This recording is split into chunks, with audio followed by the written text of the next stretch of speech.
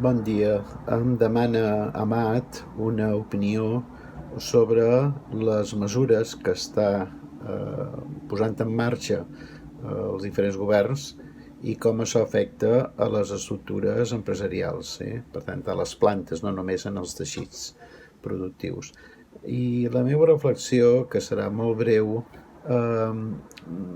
farà un poc la litúrgia aquesta tan senzilla de el que s'ha de fer, per suposat, s'ha de fer com més aviat possible, a llarg termini les mesures efectivitat nul·la.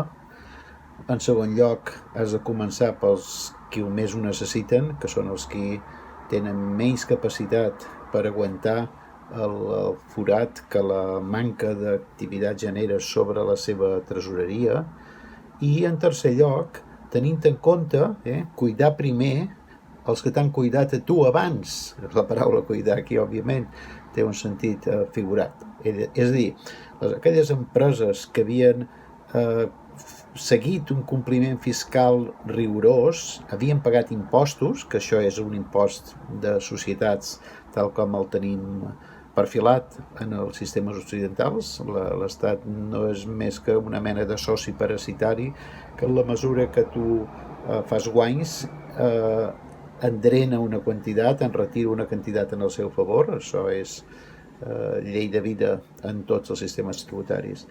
Però és un soci curiós, perquè les coses van malament, màxim que et diu és guarda les pèrdues contra futurs beneficis. Aquests crèdits fiscals, que són els típics que la major part de sistemes moderns tenen, per la crisi actual no serveix.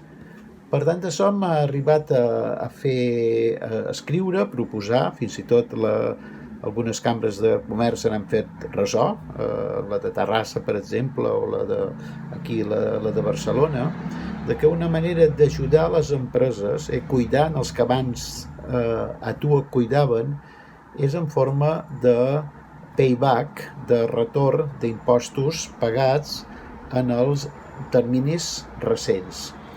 Per què això? No contra beneficis futurs, sinó pagaments directes, retorn d'impostos pagats.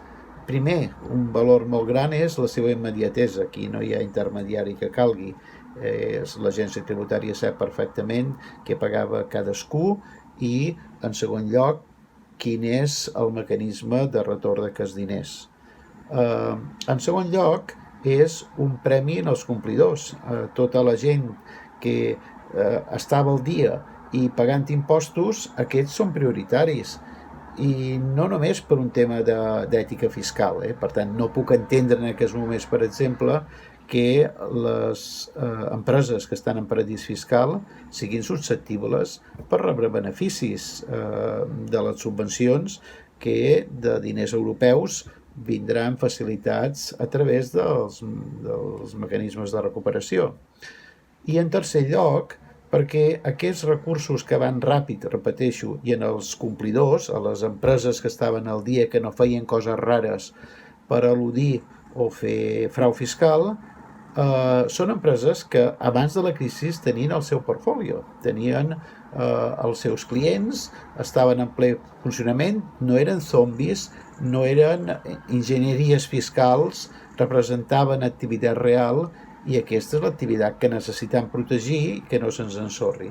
Perquè si ens ensorra, en aquests camps serà molt difícil recuperar l'activitat sobre la base d'un portfolio que s'ha perdut, uns clients que han desaparegut.